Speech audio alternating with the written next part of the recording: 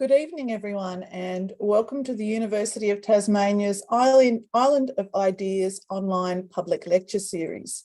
Tonight's forum, Food on the Move, is brought to you by the University of Tasmania as part of Global Climate Change Week. Global Climate Change Week is hosted by the University of Tasmania, and there are events all over the world. We'll start off with an acknowledgement of country as a reflection of our institution's recognition of the deep history and culture of this island. The University of Tasmania wishes to acknowledge the traditional owners of Lutruwita, Tasmania, the Palawa people. The Palawa are the original and traditional custodians of the land from which we're broadcasting to you today, and we pay deep respect to their elders past and present and acknowledge the deep history of storytelling, knowledge sharing and caring for land. We recognise a truth which acknowledges the impacts of invasion and colonisation upon Aboriginal people, resulting in a forcible removal from their lands. And I stand for a future that profoundly respects and acknowledges Aboriginal perspectives, culture, language and history, and a continued effort to fight for Aboriginal justice and rights, paving the way for a strong future. Today, we're broadcasting across Australia and the world to many lands that were not ceded. So if you would like to acknowledge the traditional owners of the land from which you're watching, we invite you to share that and to do so by entering it into our Q&A function, which is located at the bottom of your window. My name's Professor Greta Petzl. I'm a marine ecologist, and most of my work is on climate change and the impacts of climate change on our natural world. My particular area of expertise is looking at how climate change is leading to a redistribution of life on Earth, so where things live and how that affects ecosystems and the way that humans interact with those. And I'm particularly interested in solutions and how we can adapt to some of these impacts. So tonight, before we begin, we'll go through some housekeeping. Your microphone, camera, chat function and raised hand function have all been disabled, and that's to protect your privacy during this live broadcast. We do encourage you to ask questions though. We would love questions, and you can do that at any time by typing them into the Q&A function that you see at the bottom of your screen. You can ask questions anonymously if you wish, and we'll try and address as many of those as possible live later in the session. But get in early with your questions because we usually run out of time to answer all of those. We'll also be conducting some polls during the webinar, and the first of those should be appearing on your screens very soon. We'd love to know who you are and what you think throughout the discussion, so please feel free to participate. And finally, this lecture is being recorded for later access on YouTube and on SoundCloud, and we'll provide the details on where to find these as well as others in our Islands of Ideas public lecture series at the end of the session. So a little bit about Island of Ideas. This Island of Ideas series commenced in 2020 as a way of trying to keep our community and our ideas connected when the university and the rest of the world was unable to host face-to-face events. So discussion, sharing, creating ideas is a really important part of university culture, and it's the reason why we continue to host forums such as this. We don't want to, and we no longer limit our conversations and our teaching to the teaching spaces and corridors. We can have these discussions across land borders and waterways, a small gift from an otherwise reasonably unpleasant global pandemic. So the Island of Ideas program continues now in the hope that the university can connect to the ideas and the people of Tasmania and to a global network where we can collaborate and discuss emerging issues and work together towards a better future. So we're delighted to participate in Global Climate Change Week and the discussions that enables. Many of us have experienced firsthand the human impacts of climate change, more recently through bushfires and flooding in Australia and the United States and pretty much anywhere else around the world. unprecedented heat waves and drought across Europe, and those increasingly common hurricanes around the world as well. So lots of impacts pretty much in every corner of the planet. But climate change is posing an equally concerning and perhaps more subtle challenge as a result of some of these changing weather conditions. And tonight's forum, Food on the Move, will unpack this challenge a little. Of course, it's an enormous area and we'll just be touching the surface, but hopefully we can have some interesting discussions about that.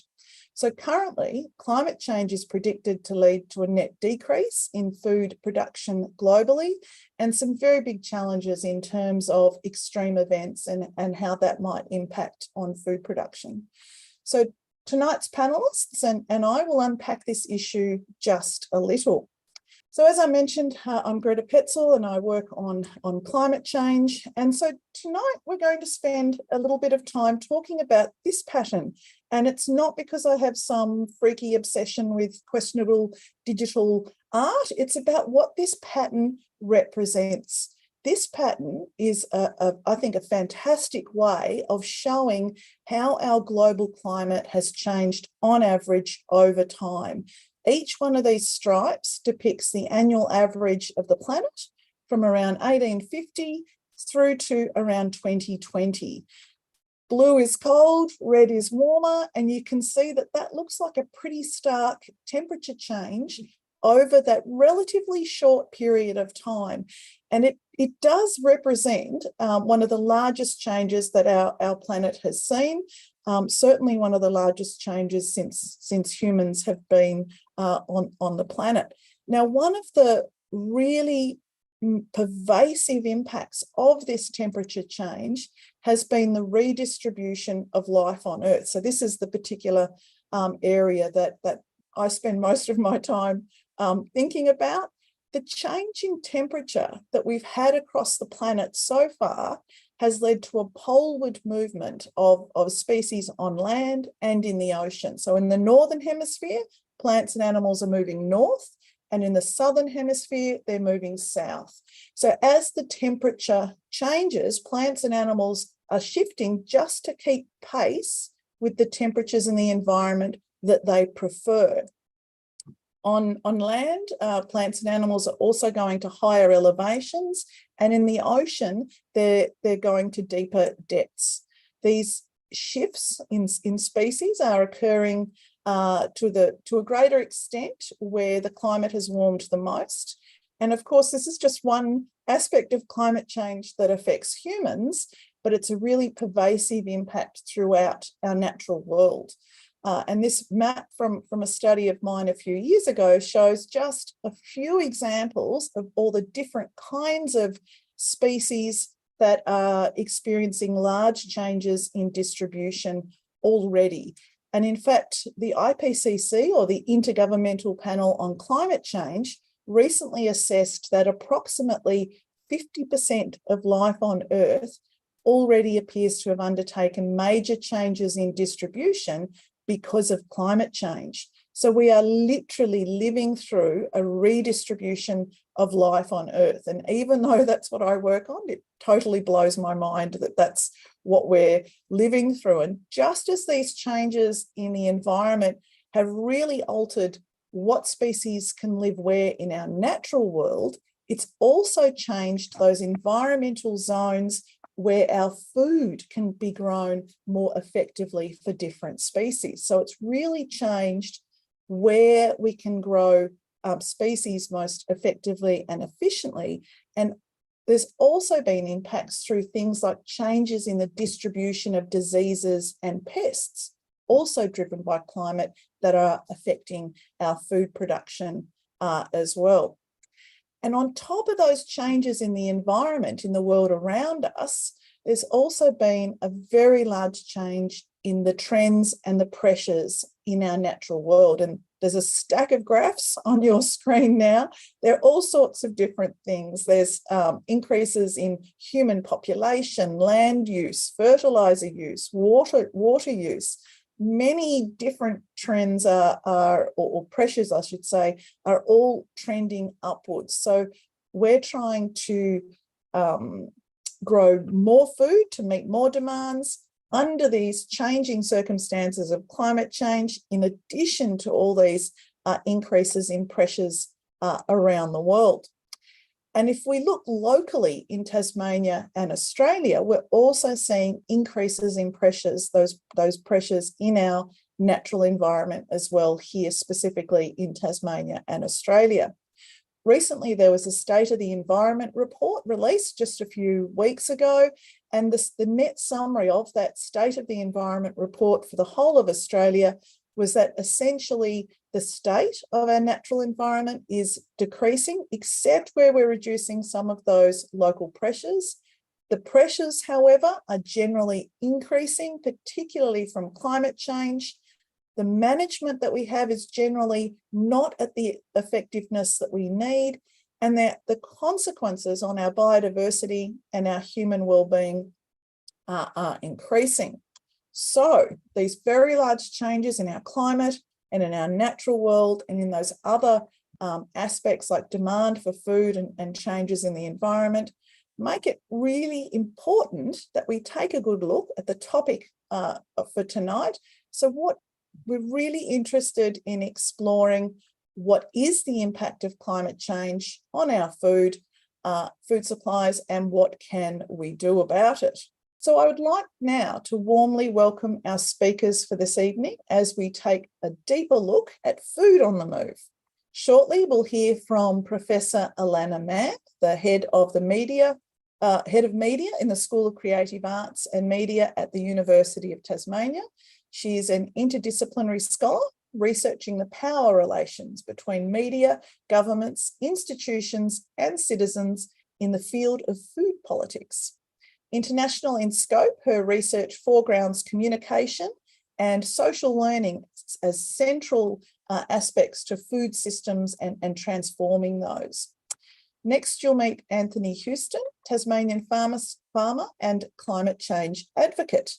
Anthony's story, I'm very pleased to say, is one of hope and adaptation, and he's co-founder and previous director of Houston's Farm, and he's a proud farmer for Climate Action, which is a fantastic group that I'd encourage you to look up online. So Farmers for Climate Action.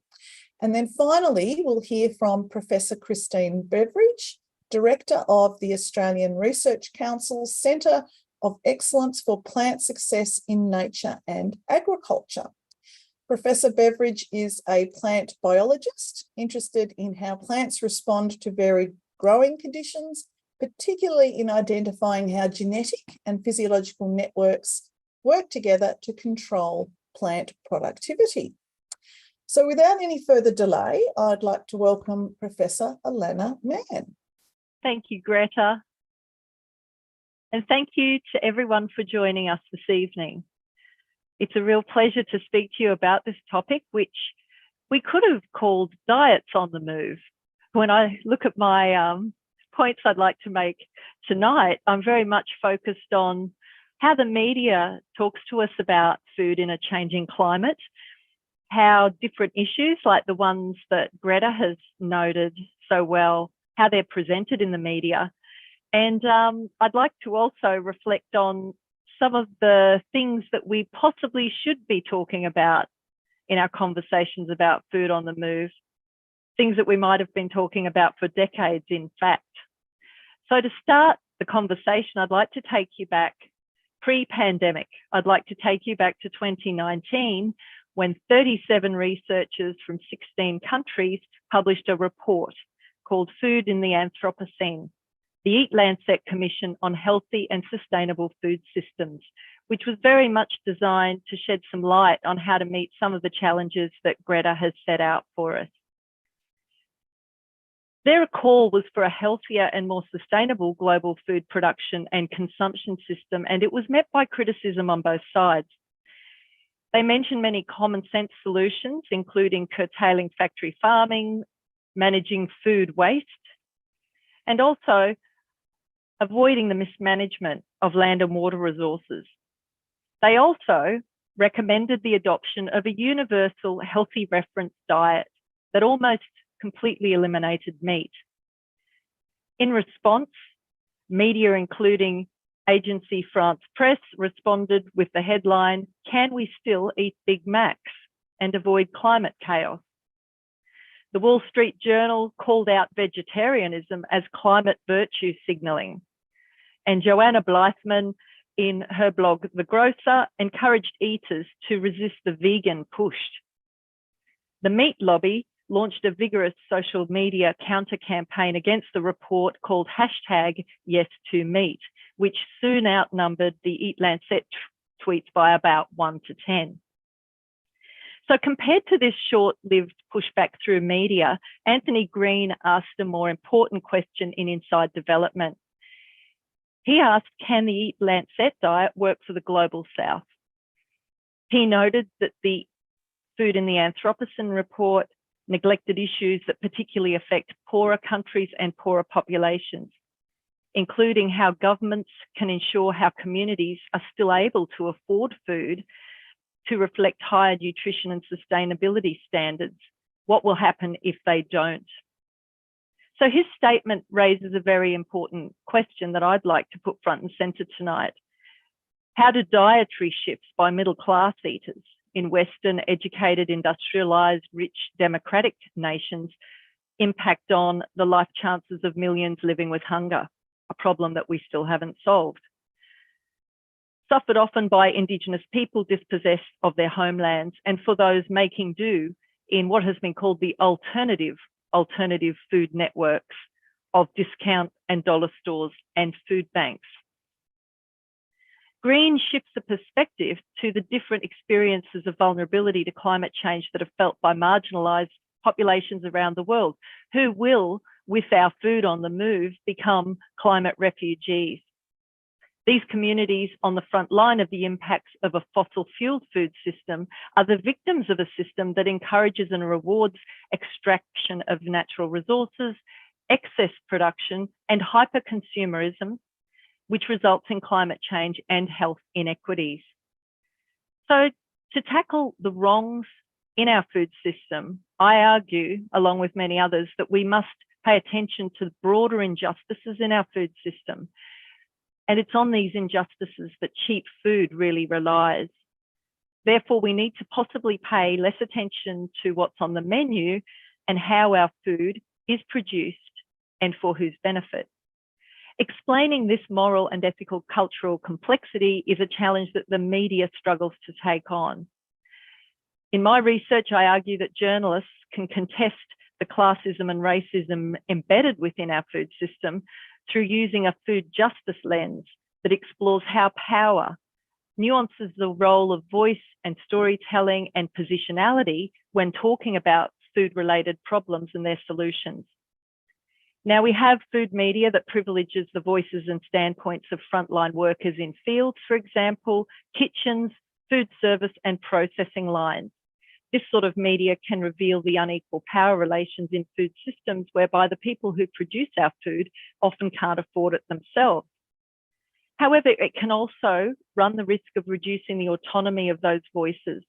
So a lot of my work is about how do we increase our capacity as journalists to contribute to understandings of how capitalism operates as a force in our food systems.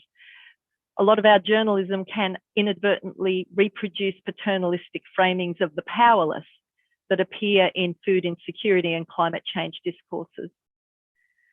Now, undoubtedly, media coverage connecting food and climate has increased significantly with all the IPCC reports that Greta alluded to. And researchers have identified a range of contradictory and complementary media frames. Some of them emphasize technical aspects of managing climate, like carbon sequestration, to the need of massive foreign assistance to poor countries to enable them to adapt to some of the changes that are already happening. Contested frames, those demonstrating political dissent over climate change, are unsurprisingly prevalent in countries reliant on coal and gas exports, like Australia. Now, when it comes back to our diets, the UN Food and Agriculture Organization in 2006 produced a report called Livestock's Long Shadow, which identified animal agriculture as a significant source of greenhouse gas emissions, water pollutants, pollutants, and soil erosion. Now, some researchers have found that this has been a media blind spot, but regardless of whether the media has made a connection between eating meat and climate change, there is no doubt that the rising popularity of vegan and vegetarian diets in wealthy nations does demonstrate a growing concern with human health, animal suffering, and the environmental impacts of factory farming, including effluent runoff, antibiotic discharge, and land clearing for crops. It has been said by the IPCC that animal agriculture contributes to 37% of global emissions. Now, this has made diet the latest front of the culture wars for many people, but throughout our next couple of presentations, I'm sure that we'll be challenged to think about how production systems play into this dilemma. A lot of my work focuses on the fact that the coverage linking livestock and climate is infrequent and tends to rely on personal responsibility frames that link environmental benefits to consumer purchases at the expense of policy reform and regulation. For example, we should be holding industrial meat to account rather than the small-scale livestock farmer. In addition, popular media coverage and advocacy campaigns frequently overlook other forms of violence and discrimination embedded in our food systems. The pandemic put the spotlight on the essential but marginalised food worker, highlighting working conditions in livestock processing plants, mainly in the United States, but also here in Australia.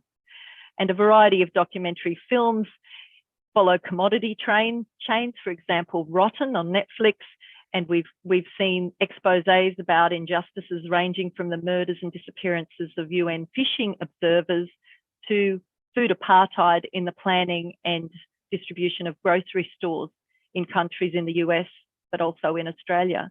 So these forms of journalism, they do counter that lifestyle media content that reinforces foodie culture, which is out of the reach of people because it's unaffordable. So in conclusion, I would like to just say that media representations fail to capture much of the complexity of what we're going to talk about tonight. And this is a challenge that we need to meet by amplifying the voices and perspectives of those most affected by the negative impacts of food on the move. Thank you, Greta. Great. Thank you, Elena. That Food in the Anthropocene report sounds really interesting, and you raised some very important questions about the diet of middle-income people and that relationship between media and ethics, and some of those really tricky questions about power and voice. We've got one question already through in our Q&A, but for the rest of you, I'd really encourage you to submit some questions. So you can submit those at any time through that Q&A function. And I'd like to invite our next speaker, Anthony Houston, to the screen. Welcome, Anthony. Thank you, Greta, and thank you for having me. 60 years ago, Mum and Dad and 6 kids came out on a boat from Ireland and settled in Ouse. We didn't have much, but we didn't care. The locals looked after us. And Mum and Dad got a job on a dairy farm. And they had a dream to one day own a farm. They couldn't buy land, so they bought 50 chooks. We built the farm up, starting with free range and barn.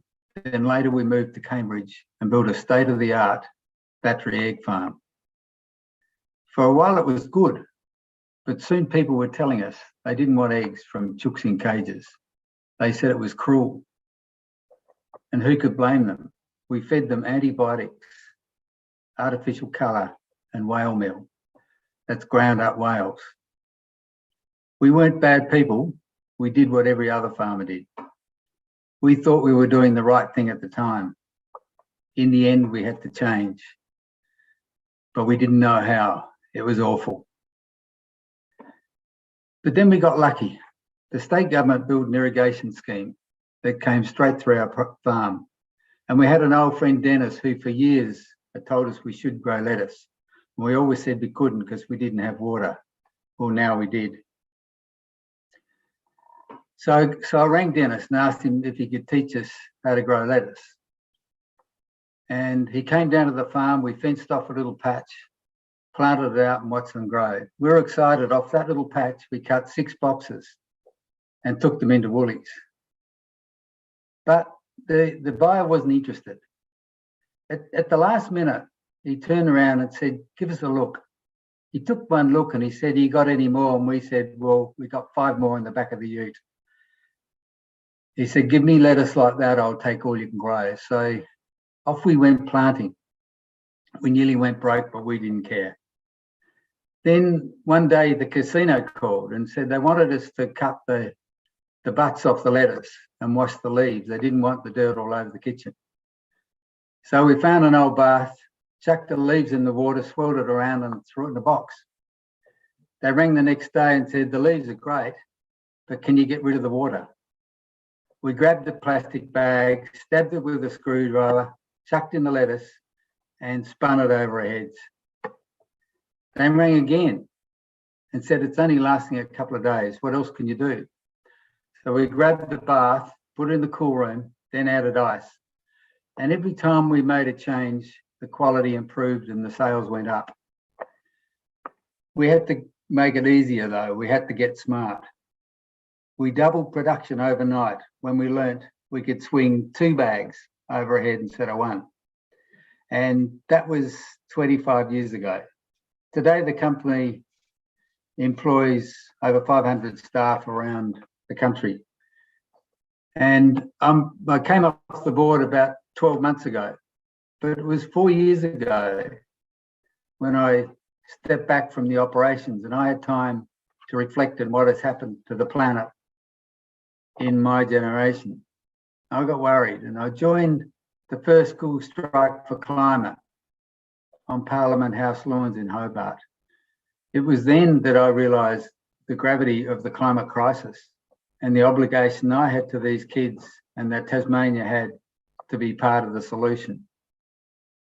And I knew I had to step up, but I soon realised I couldn't do much on my own. So I set out and searched for a group I could join where I thought I could make the most impact. And my wife found Farmers for Climate Action.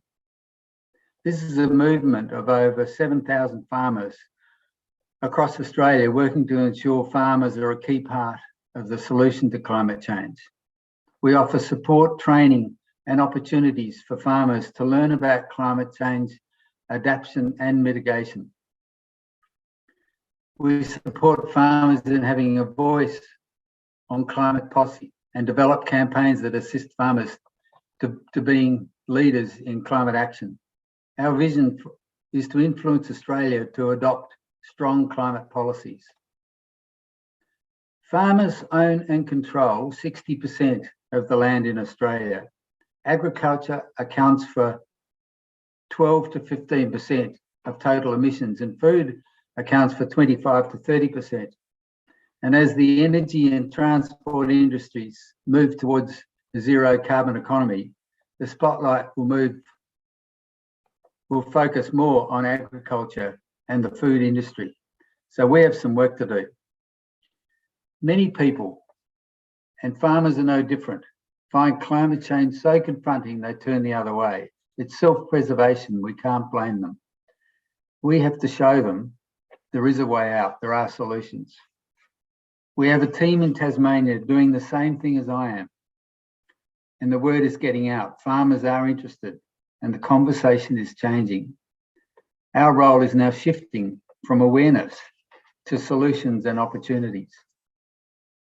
The good news is the opportunities in agriculture are enormous. Regen ag is the buzzword. We can change the way we farm. We can sequester more carbon and increase productivity. It is debatable though by how much, but any amount is good. Planting trees on farms for timber and fibre is expensive, but if we're to replace native forest logging, we have to grow trees. There's a company called Forico. It's the largest landholder in Tasmania. They own 175,000 hectares. 100,000 is plantation for wood chips and 75,000 is protected for its value in carbon and biodiversity. It's world's best practice.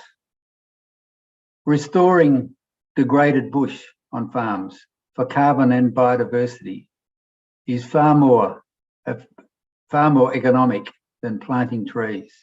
The Tasmanian Land Conservancy is working with farmers in the Midlands and the East Coast to protect high natural value land.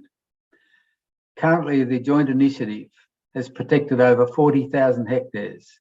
That's additional to the 60,000 owned and protected by TLC itself. Carbon credits as an income stream for farmers is extremely complex. But if money flows from polluters to nature, it's got to be a step in the right direction. Probably the most exciting is methane. 75% of emissions from agriculture in Tasmania comes from methane in livestock. There's a company called Sea Forest at Triabunna. They're producing seaweed extract that, when fed to cattle, can reduce methane by 98%. Taking methane out of livestock globally is as big as electrification of transport. I could go on forever. The opportunities are endless. And we're all on a journey. Everyone is different. Some people have been doing this stuff for years, not me. I started later. I feel guilty I didn't start earlier. But I've learnt it's all right to feel guilt and despair. It's a good thing, because out of that comes action. I've learned also to be part of a team and a group is way more effective and a whole lot more fun than trying to do anything on your own. I'm scared for the future, but I'm also excited about what we can do. Thank you very much for listening. Right. Thank you very much for that really interesting story, Anthony. I think that's an incredibly powerful story of change and transformation. And I must say, you seem to have a really good knack of reading the room and thinking innovatively and being really brave and taking a leap of faith to really try and change. And again, I'd really encourage people that are listening to look up the fantastic work that Farmers for Climate Action Group are undertaking. So our final speaker, before we get to those questions, and please pop your questions in the Q&A, our final speaker is Professor Christine Beveridge. So welcome to the forum, Christine. Thank you. Thank you. Look, I'd just like to reiterate what Greta said, an acknowledgement of the traditional owners. I'm coming from Queensland and from the University of Queensland, and so I'd like to acknowledge the Turrbal and Jagera peoples.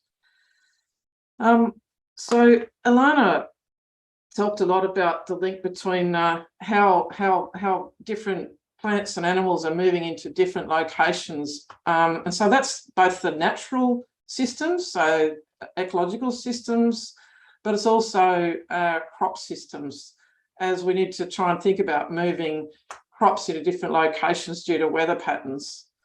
And I just wanted to start though by asking you all a question. So this is, I'm a teacher, so of course I've got to ask you some questions, and you're all going to get tested on the end of it. So I'd like to ask you, do you think these plants here are different species? Are they genetically different plants from the same species, or are they genetically identical? What you can see here is a little plant with some green leaves, and it's just sort of a couple of weeks old, and this one's a couple of weeks old too, and it really does look quite different. So have a go at answering that question, and try not to cheat us if I give you any answers as we go along.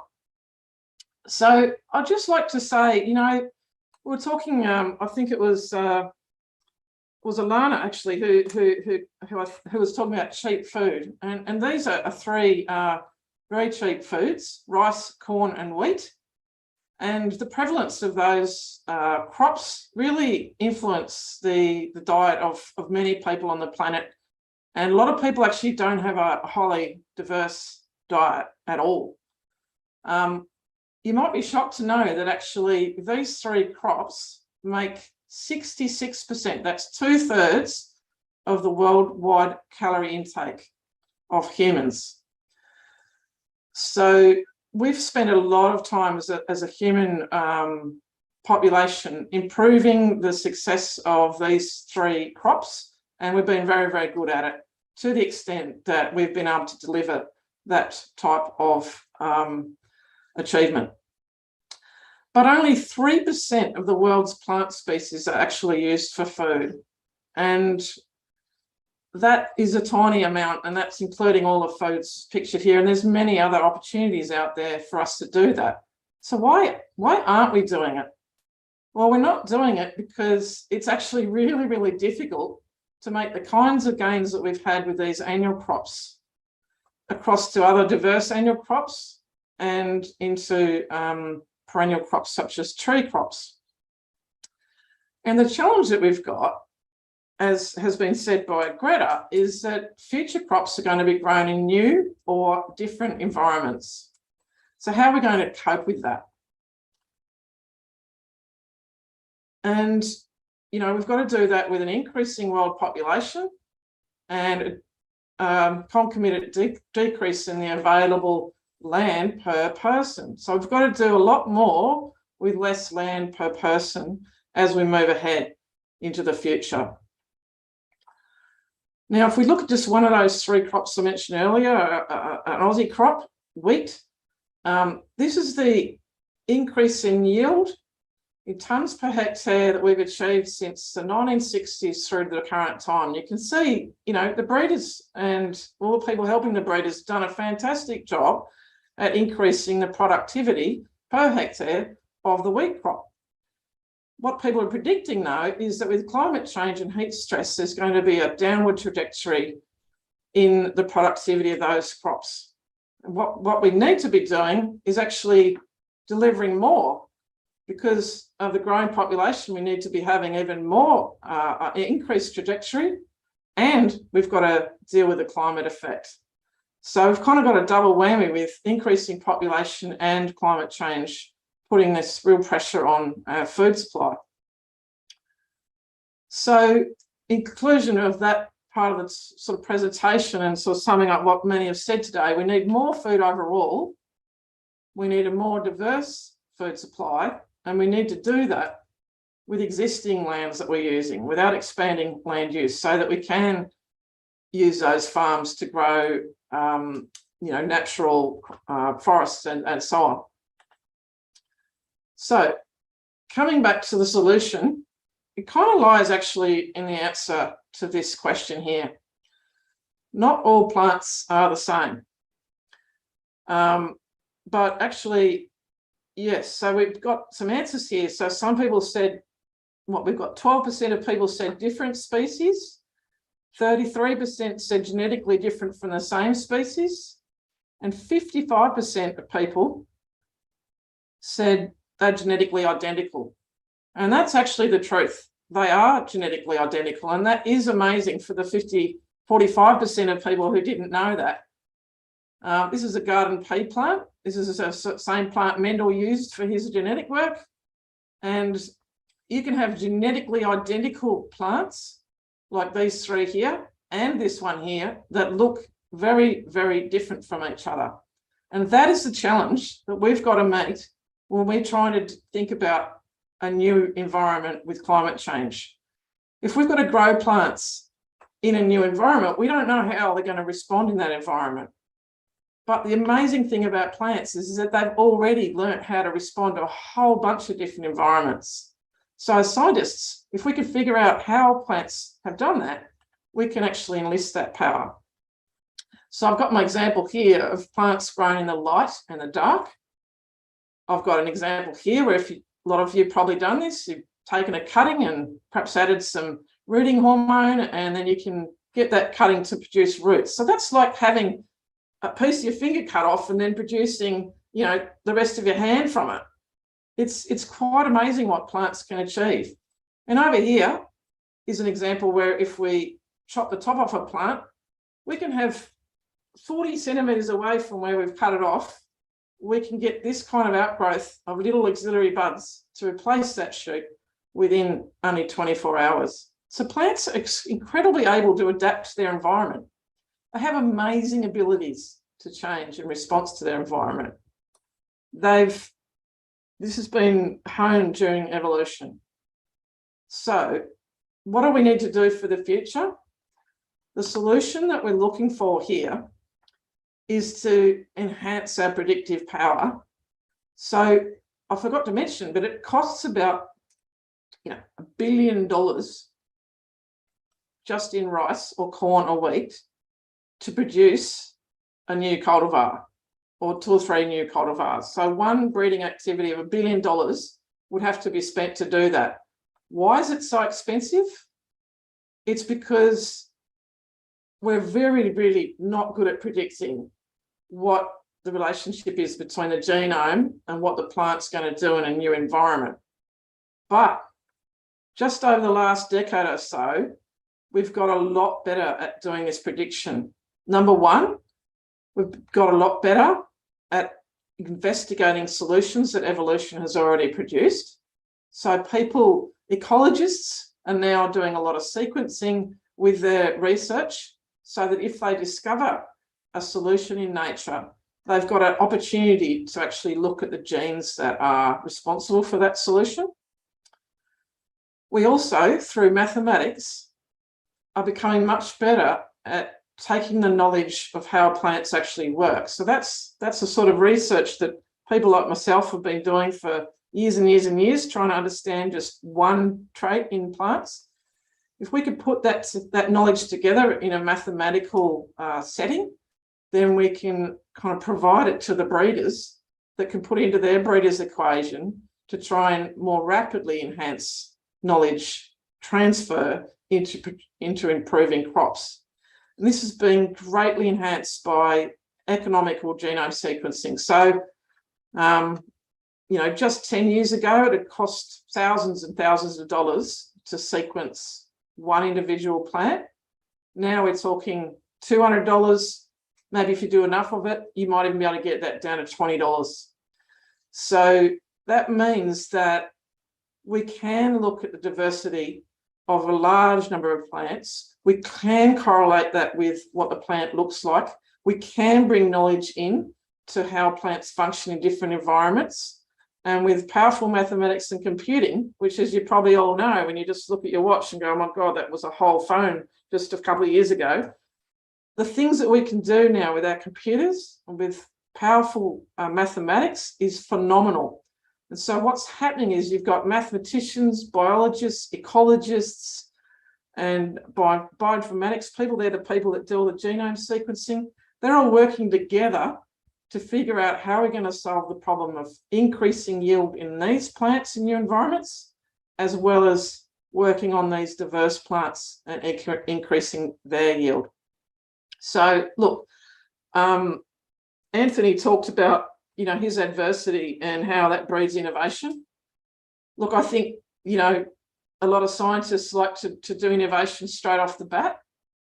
What they're doing now is working together in powerful groups, such as in our Centre of Excellence, to try and deliver solutions for these big, gnarly problems that we've got. And that's very exciting. So I'd just like to thank my co-workers and thank you all for listening. Great. Thank you very much, Christine. I know we talked about it earlier when we were preparing for this, but I still find it pretty astounding to think that just 3 crops make up 66% of worldwide calorie intake. I find that flabbergasting when you think of walking into a supermarket and that vast array of choices that we've got, but globally, just 3 foods. That's pretty amazing. Yeah, if you don't mind me adding one more little thing, that in fact is one of the reasons why we have obesity in some countries, because they literally, it's the cheap food and they eat so much because it's the only supply they can get. and so you can be have malnutrition and obesity. It's incredible. Yeah, it is pretty paradoxical, but incredible. Yeah. For those of you that have got questions, please pop them in the Q&A function. But I'm going to start off with a general one before we get to a specific one. So I'm keen to hear from our panelists in terms of what gives you the most hope for the future in terms of changing food systems. And I might sort of go in the order that you presented, if you're happy to do that. So I'm interested in what gives you the most hope for the future in terms of potential for change. So Alana, if you've got anything to add there. I have. Thanks, Greta, and thanks, fellow presenters. Like everybody, I was very captured by Anthony's personal story, and it's a really good example. I think what he said was absolutely spot on. There are many different paths that individuals will take in providing and finding solutions to these problems. Some of them are very scientific, like Christine mentioned. Others are very social and cooperative in communities. And I started being interested in food systems when I studied a farmers movement called La Via Campesina, the peasant way. And they call themselves the world's largest social movement. And they've been around for over 20 years now. They're actually part of the civil society mechanism at the Food and Agriculture Organisation. So they're having a big input into policy making about food systems around the world. And they've been saying for 20 years that small scale farmers, through their innovation, have been cooling the planet all that time. And I actually do believe that looking at those innovations that are really very much place-based and they're different for everybody is going to be the answer. It makes it hard, but there's no one size fits all for how we produce food and make things better. Yeah, that's a really good point, Elena. I think we're often after what's the solution that we can scale up, but sometimes it is about local context and really, doing the right thing for the particular place and the particular group. Anthony, have you got anything, what do you think of in terms of what gives you the most hope? I think it's farmers. Traditionally farmers have been conservative. You could say conservative, and that's probably why they're still there. But once they see a problem, like if you go back to say if you got something wrong with your cattle, you ring up a vet and then get it fixed, or whatever crop you'll ring up an agronomist and fix it. And I think farmers now all over Australia are seeing what's happening with, you can't not see it. So they're all looking at it. There's no deniers out there in the country anymore. And once they get the message and then they're shown what's possible, then I think it's just exciting to see so many farmers picking up say, doesn't matter whether you're wheat farmers or beef. Beef, one of the best things that could happen in the beef industry is for Australia to sign that global methane pledge. So then the research will go into it, the money will go into all those alternatives to reduce methane. So there is no one size fits all, as Alana just said, but it's a bit of everything. Excellent. And Christine, what gives you the most hope in terms of potential for changing the food system? Look, just agree with the previous speakers. I fully agree that it's got to be multi-pronged approach, and I think that society's capacity to do that is sort of better and better as sort of we move on. The fact that we've got this digital age and all these sort of things, I think that really does help. And I think the way that the children are being taught now with that digital age and their access to knowledge, it's just unprecedented. So they can carry that on. The rate of change they can deliver is so much faster than their parents could have delivered, and they're growing up with that knowledge. So, and that capacity. So I really, am very much heartened by that. Yeah. And I'm also heartened by the idea that the big companies, they actually are forced now to listen way more than they ever did before. And they actually recognise that if they can solve climate change problems, it's to their benefit as well as the community. Not all big companies, of course, but I think big companies are more socially aware than they used to be. And I think that's a powerful thing. So that brings me a lot of excitement. Of course, the science is bringing me a lot of excitement. But I think the rate of change and our capacity to actually discover is, phenomenal. Yeah, I think that's an excellent point in terms of, yes, we have some pretty major challenges ahead of us and some very big changes in the climate and in other pressures and trends, but our capacity to actually respond is absolutely phenomenal, I think, as well. So that's a pretty, good collection of reasons for hope. So thank you for that to start us off. We've got a question in the chat there from Anna, and it's about salmon.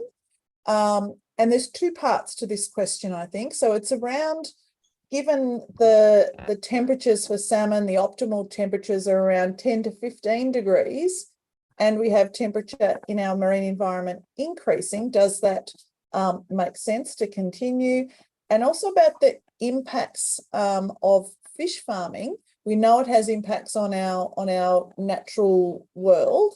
Perhaps that second part of the question, does anyone have anything you'd like to contribute in terms of comparing the impacts of salmon perhaps on another food system, or how do we compare apples on apples? There's a lot of focus at the moment around the impacts of salmon on our environment, but often they're discussed in isolation and not compared to our other food systems. Alana, would you maybe like to have a go at that?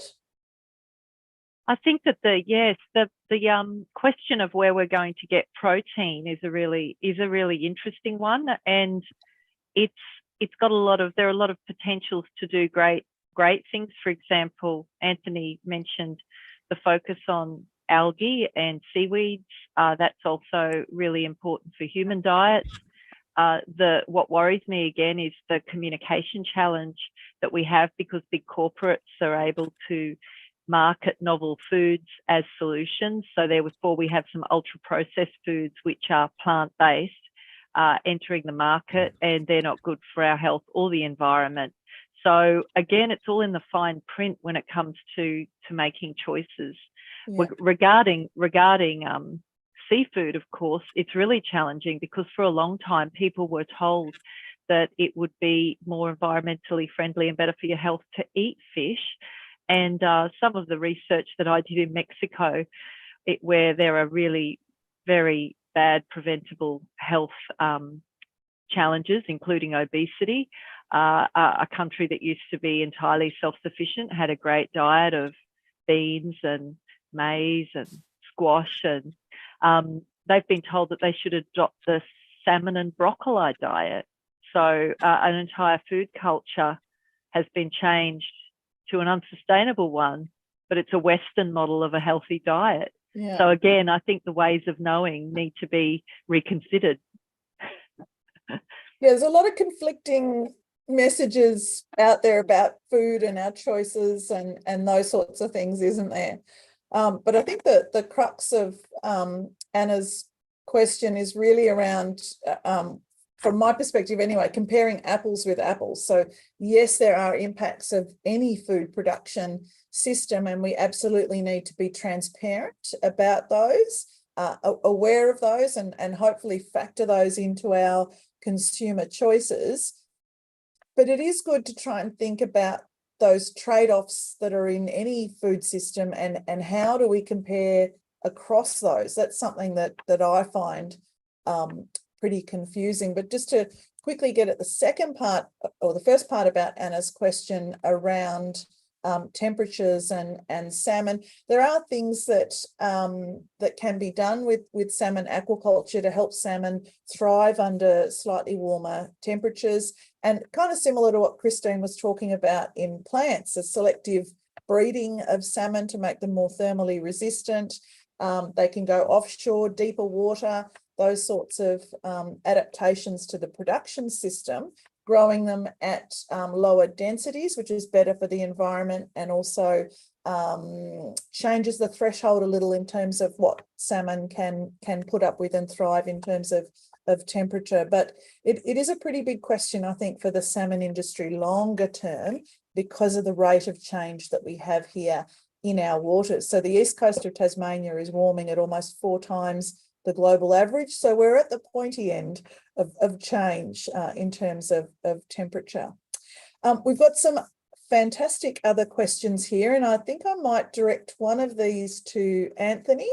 So how do we deal with the amount of waste of perfectly good food? Anyone's welcome to chip in and answer that, but I thought you might like to answer that one, Anthony. See, how long do you want me to take?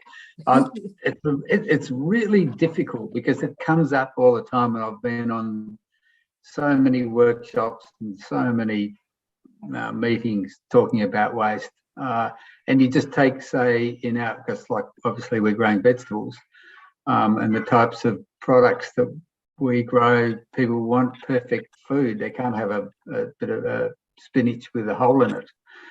So, so there is a lot of waste. There's also there's waste that you can't really do much about. Like, say, at the moment we've got 3 El Nino events in a row, right? So, and we grow our product in Tasmania, but on the mainland we buy off other producers. And the idea of that was, if we get hit with a big rainstorm down here or something goes wrong, we can buy off Victorian farmers and Queensland farmers and West Australian farmers. So that's the idea. But what's happening now is that they're just getting hit just over and over and over again. So every time it rains in Queensland, like at the moment it's raining in Victoria and northern Tasmania, luckily not down here. If we got that rain down here, it would have wiped a lot. So you lose thousands of tonnes of product. Yeah. So there's that sort of waste. You can call it environmental waste and climate waste. But then there's also there's actually, believe it or not, there's very little waste that people want to waste. It costs so much money. So we do everything we can to limit the waste in our business. And Woolworths, they do every bit they can to limit it, because they're losing every time you chuck out a bag of salad, you're losing money. So it is really hard, and I can't even answer that. It's just, except that it's much bigger problem than most people think. People get really annoyed. I've got to fix this food waste. But yeah, show me someone who can do it. Yeah, maybe God can probably do the best bit. Yeah, thinking about food waste on those 2 levels, the individual, and I must admit I often have leftovers that I leave a bit too long in the fridge. So personally, there is work that I have to do in that department, but then that wastage on that larger scale as well. I've got a question for Alana around, it's from Daryl, and it's, can food justice and corporate capitalism coexist? That is a very gnarly question there from Daryl. So do you want to have a go at that, Alana? And then Christine, just as a heads up, I'm going to ask you about communication and collaboration. Thank you, Greta, and thank you, Daryl. That's a delightful question to leave me with. And yes, it is a challenging one. I would argue that it has to. They have to, and there are niches, if you like, all over the world. One wonderful thing about being a researcher in food systems is hearing all these fantastic stories and meeting amazing people who are actually working from within to change the system. It's really difficult to end an unfair trade system, but on a local level, some of the best solutions were people who were already stepping out of that, or they'd already been existing outside that dominant capital market-based system. I just think of some of the examples of, particularly in Europe, where there are really strong local food networks, where during the lockdown, Italian communities, producers are selling directly to consumers out of car parks. In the States, there were African American farmers in the South who have really well established co-ops, and they were delivering food boxes to people who were in ISO. And they're the sort of strong, resilient communities that didn't fall over when all of the ports closed and the shipping containers stopped. So I just, again, see that there's a lot of people operating outside the system, and there's great examples in Australia. Food Connect in Brisbane, Food Co-op, you know, they are absolutely thriving despite, and I don't mean they're thriving in the economic sense, because the value they're operating under is not economic. It's community, and it's trust, and it's people's good health, and it's looking after the planet. Yeah, it's really about changing our mindset and the corporate mindset around what is success and what do we value as a society. And I suspect that will radically change in the next 10 years or so. I told a bit of a lie before. I'm going to ask Christine a different question. It's from Jen, and it's, there will be no doubt that people around the world will starve due to climate-induced food stress, and that's absolutely true, unfortunately. But what will the future look like for Australia? Will we be faced with extreme food shortages in the future? So Christine, do you want to have a go at answering that? And that might be our last question, because we are rapidly running out of time. Yeah, look, I think Australians are, you know, we're a wealthy country. That's the thing, and so we'll be able to compete and bring food in. So, you know, I think also we do produce a fair amount of food, although not all the food sources are available in Australia. Australia will be harder hit by climate change in terms of its location. It's one of the, you know, the agriculture areas of Australia will be quite badly hit by climate change relative to some other countries. Yeah. But because we're well off, I think we will be able to design social and economical and other ways to manage it. So I think, you know, just like the floods, you know, the government's sort of announcing, you know, giving money to people that have been affected. You know, we can do that here. What concerns me is in other countries, you know, that just sort of thing is just not available. And you know, we've got to do what we can to help them, because yeah, we really are living, you know, a very lucky country. That's very true. Although I think there are a lot of people in Australia at the moment that are finding things a little stressful, but in the big picture, you know, grand scheme of things, we are very lucky. And the price of food has we all know that's gone up a lot, and that will continue to go up. It will start to become a big problem. But I don't think we're going to have famine or, you know, that sort of thing in Australia. Yeah. There's a question in the chat there from Hannah that I would love to have time to answer about collaboration between scientists and farmers and artists. And that's a research area, or in the context of fishes, that I'm very passionate about, but another time perhaps. So we will need to move on. I'm thrilled to have been part of tonight's panel and feel really privileged to hear all of this wonderful information from our panelists tonight. Alana, Anthony, Christine, you've been very generous with your time and your knowledge. You know, Anthony mentioned earlier that there is a change in the conversation and that it's a journey that we're all on at different stages. And I think that's absolutely true. Working together as a group, I think collectively is going to be really productive. So there's lots of things that food production systems and collectives of people that can do to adapt to these changes. Some of the things that were mentioned Tonight we're restoring degraded land and adding seaweed to feed to reduce the methane in livestock.